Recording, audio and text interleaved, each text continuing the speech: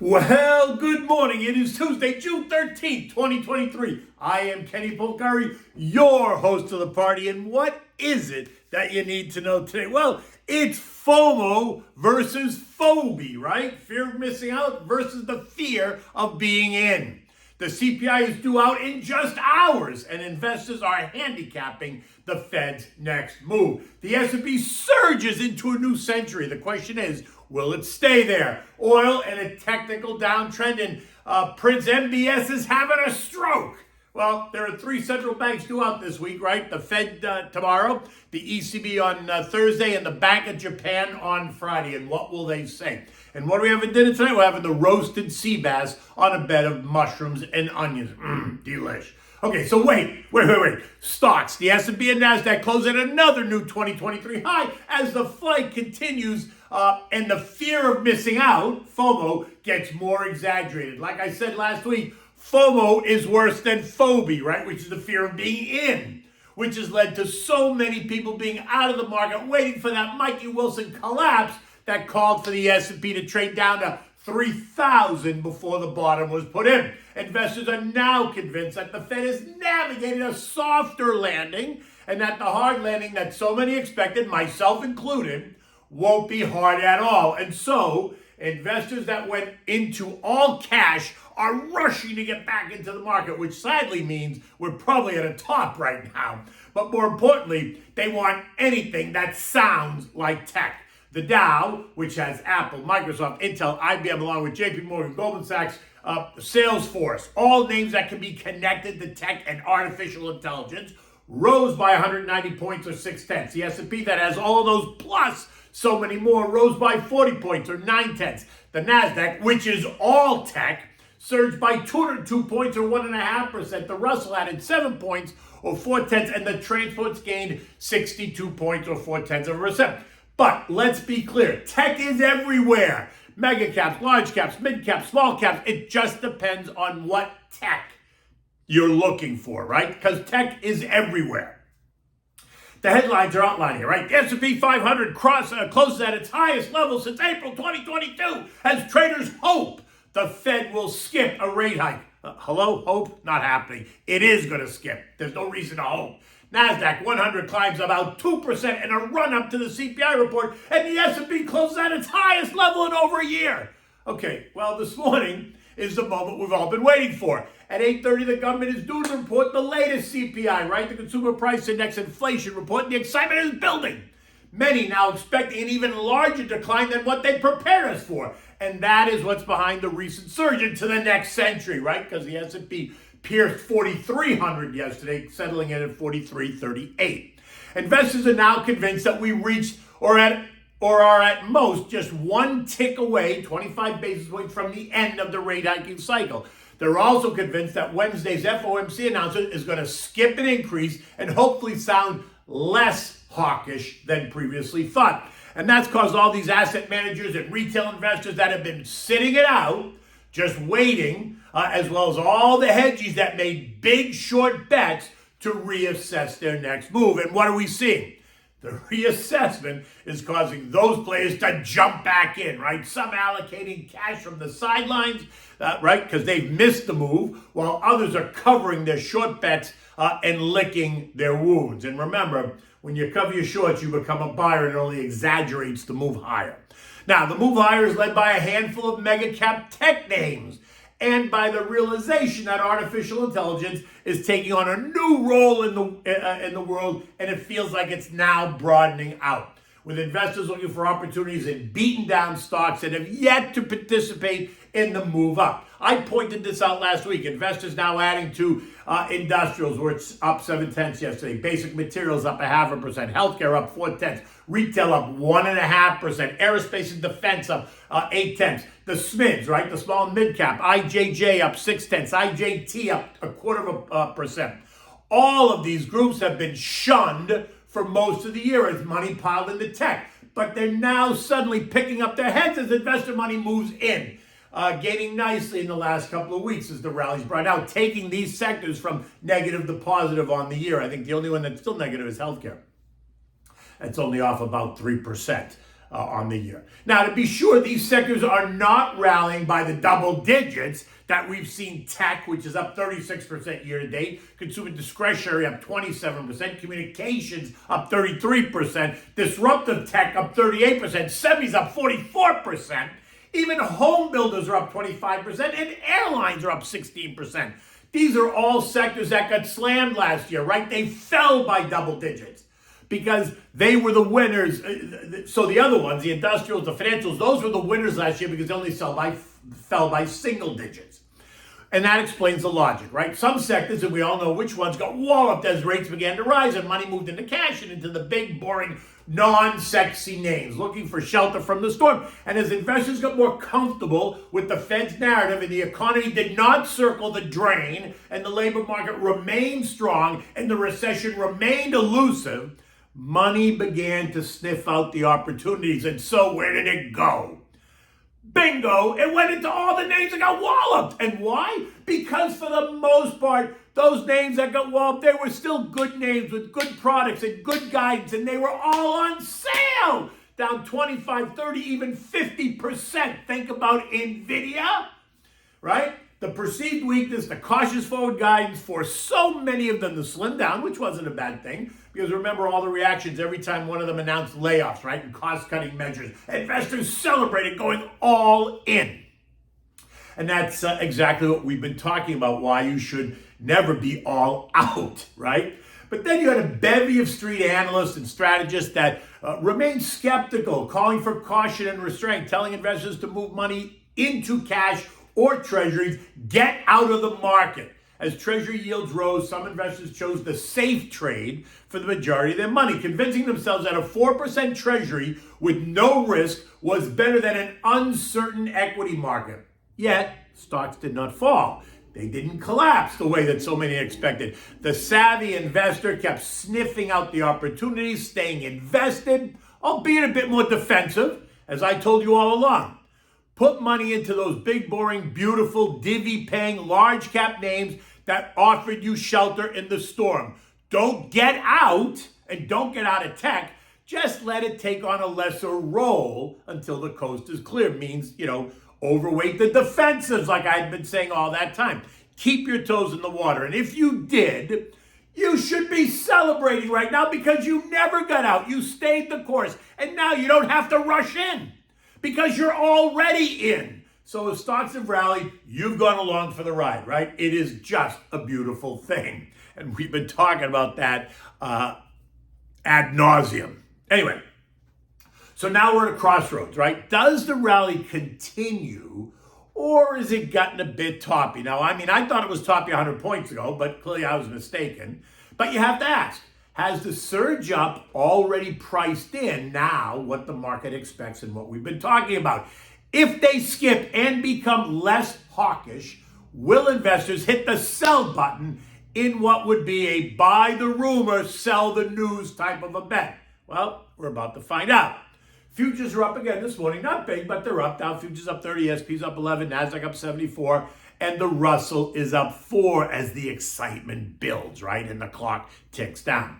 The bet is that the CPI is going to be weaker, which is good. And Wednesday's PPI will also be weaker, which is good. And that the Fed will skip any hike on Wednesday, which we know they will, leaving the Fed funds rate in the 5%, 5.25% range at this meeting. But the question is, will the guidance be hawkish or will it be a bit more neutral? Not dovish, but not hawkish. So that nobody thinks that the Fed is about to pivot and cut rates anytime soon. We talked about that yesterday. Not happening, right? Not happening until 2024 at the earliest.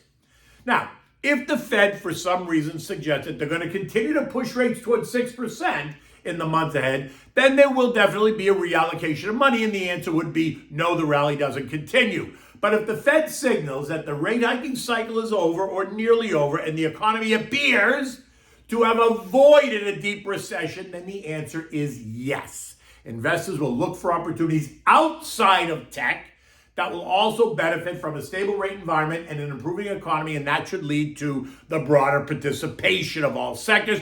And that might also mean, don't forget, that some investors will add new money, but they'll also take some money out of the biggest gainers, think tech, and redeploy it into those underperforming sectors, the ones I identified earlier in this note, causing a new rebalancing of risk. So we're going to have more on that in the days to come. We'll see how this unfolds. Okay, oil this morning is under pressure again. It was under pressure yesterday. It's up a little bit today. The media telling us that, investors are all waiting for the FOMC. Not so much. Oil now is technically broken down. This morning, oil was trading at 68. Yesterday, it tested as low as 66.80. But my sense is it's now set to test the lows of March. That would be as low as $65 a barrel, a level that would cause Saudi Prince MBS to have a stroke. Expect to hear more about production cuts because there's no way he wants to see oil fall that low. Gold, on the other hand, is trading right there in line at 1977, and it remains in the $1950, $2,000 trading range. European markets this morning are mixed. The Euro stock is up 0.2, while Spain is down 0.5%. Every other regional market is somewhere in between. In the UK this morning, we found that wages remain strong, rising by 7.2%, up from 6.6% in the latest quarter. And this will only force the Bank of England to be more aggressive when they announce their policy decision next week. Talk of a 50 basis point hike is now the narrative in the UK, while the ECB is expected to hike rates by 25 basis points on Thursday. The S&P closed at 43.38, up 38 points, blasting right up and through the new century mark. And with today's data, tomorrow's data, and tomorrow's FOMC announcement, it appears that investors remain hopeful that the Fed won't be overly hawkish. But even if that's the case, does it guarantee a continued push higher? No, it does not. What it does guarantee is that the Fed did manage to navigate a softer landing than many had anticipated. But I do think that so much of that has already been reflected in the recent surge. So no one should be surprised if we see some consolidation, not a sell-off, just a pullback on any of this news, which doesn't mean you need to sell. Unless, of course, you're a day trader. Then you buy and sell all day long. But if you're a long-term investor, you sit back. You're invested. You let the data sink in, and then you pick your spots and your names wisely. Stick to the stuff you know and feel comfortable with. This week is going to be a tell-all, right? We're going to hear from 3 of the major central banks: the U.S. tomorrow, the ECB on Thursday, and Japan on Friday. Remember, these central banks are dependent on their own economic data, so prepare yourself for a variety of outcomes. Remember, the fight against inflation is not over yet. It's getting there, but it's not over, and it won't be over until it is. The market is acting like the CPI will not push higher in the months ahead, which is where I will caution you just a bit. I mean, look at what happened in the UK today. Wages pushed higher than expected, and that is going to cause inflation in the UK to become more of an issue again. Not that it really went away. There is still pressure on parts of our economy that could cause inflation to do a 180. Until we get it under control, I remain cautious, which doesn't mean I'm out of the market. I'm not. You know that. I keep telling you that. Quite the opposite. I'm just being more cautious on where I allocate to, right? I have tech. I've got the defensive names, so I'm pretty broad. Keep your eyes on the VIX. Right now, it's near historic lows, right? And that's also a problem because it suggests there's too much complacency at a time when there's a lot of geopolitical tension and other tension. Stick to the plan, dollar cost average into it, build out the defensive part of your portfolio. Don't keep chasing tech names that are way overextended. If you're nervous about the decline, remember what I told you so. Position with some of the contra trades that offer downside protection. The SH, the PSQ, the DOG, or even the VIXI, right? The new trading range, I think, for the S&P, if we remain above 4290, has an upside target of 4600. We talked about that. That's the August 22 high. The near-term downside below 4290 would be the 50-day moving average trend line at 4150, which is a 3% move lower from here, which could happen in a day if we get hit with an event that no one's expecting. In any event, a move to the long-term 200-day moving average trend line at 3975 is about 7.5% from where we are. Something well considered within the normal trading band.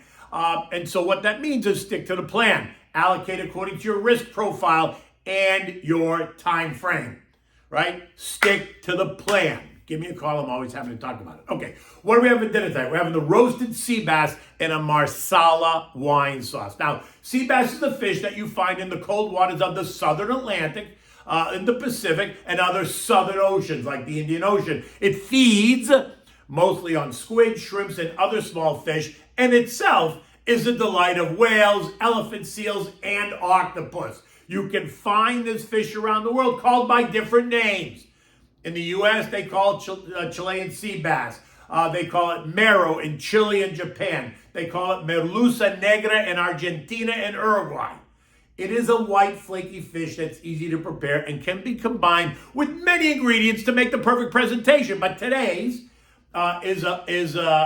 is prepared with marsala wine on a bed of onions and mushrooms. Okay, so for this, you need 1 pound of sea bass, olive oil, butter, onions, marsala wine, fresh wild mushrooms, chicken stock, salt and pepper, and chopped parsley for color. You want to prepare by chopping the onion, slicing the mushrooms, and chopping the parsley, right? Have all the other ingredients on the counter out for ease of processing as you create this dish. You don't want to go looking for anything. Get everything out and ready so it's all there for you. Preheat your oven, 450 degrees. Do not put the fish in an oven that hasn't been preheated, right? You want it first to be at the right temperature when you put the fish in. That's true of anything really, but especially for this. Now, in a saute pan, you want to heat up the olive oil and add the chopped onion. Cook until it's soft and translucent. Turn the heat up high. Make the pan really hot. Then remove the pan from the heat and deglaze it with a 1/4 cup or so of marsala wine, right? You can use white wine if you prefer, but you're going to get a different flavor. Now, just FYI, I say take the pan away from the heat because if you use marsala wine, the flame, if you have gas, the flame can ignite the wine and then singe your face, right? Regular white wine won't happen, so don't worry about that. But so that take it off the heat when you put the marsala wine and then put it back in, right? When the wine is cooked off, add the sliced mushrooms and about a tablespoon of butter. Reduce the heat to medium and cook them until the mushrooms are tender. Now, add the chicken stock, maybe a 1/2 cup or so, and season it with salt and pepper. Let it cook down, just so it thickens a little bit. Now, in another saute pan, heat up a bit more of olive oil, season the sea bass with salt and pepper, and add it to the pan skin side down for about 5 minutes when the pan is really hot because you want the skin to be crispy. Flip and cook it for about another minute on the other side. Now, transfer it to a baking dish and put it in the preheated oven and roast it for 4 or 5 minutes max because it'll cook really quick. Warm up the serving dishes and then place a bed of the onion mushroom mixture on the plate and then top it with the pan roasted filet. Put the skin side down. Adorn it with a bit of chopped parsley. You can serve this dish with like an herb, garlic, wild rice, and maybe sauteed green beans. Complement it with a chilled bottle of, guess what? Your favorite white wine. Do I need to tell you? Pinot Grigio, Santa Margarita. Light the candles, turn down the lights. You're off to the races and she'll be like putty in your hands. In any event, it is a gorgeous day outside. It's going to be a hot one, a little bit muggy. We'll probably get 10 minutes of rain because it is hurricane season, but that is life in Florida in the summertime. In any event, until tomorrow, take good care.